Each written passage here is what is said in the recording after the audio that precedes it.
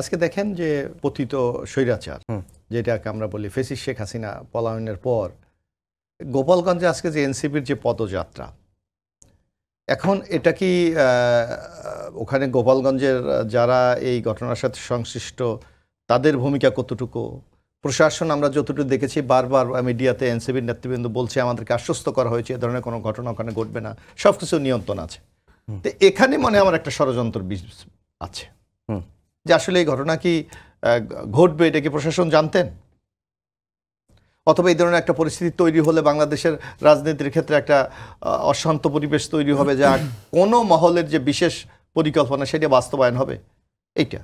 কিন্তু যে ঘটনাটা ঘটেছে আজকে ধরেন এনসিবির মিছিলের উপর সমাবেশের পরবর্তী যে হামলা হয়েছে, এটা কোনোভাবে মেনে নেওয়া যায় না।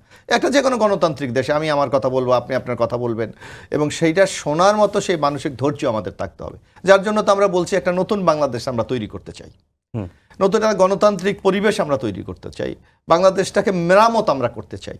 কিন্তু আমাদের মনোজগতে যদি সেই আগের ফেসিস্টের মতো অবস্থা থাকে, যেমন ওখানে আওয়ামী লীগের এখন নিষিদ্ধ, তা নিষিদ্ধ লোক প্রশাসন কি করেছে, তারা কিভাবে ওখানে থাকে?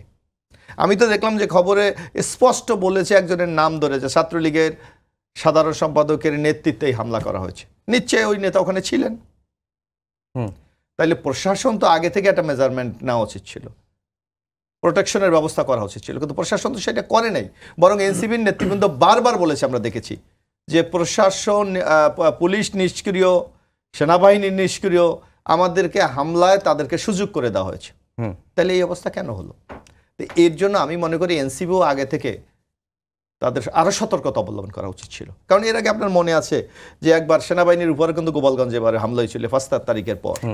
সুতরাং গোপালগঞ্জ এবং ওখানে আপনার দেখবেন যোগাযোগের ক্ষেত্রেও খুব একটা জটিল সমীকরণ, ওখানে একটা মাত্র রাস্তা।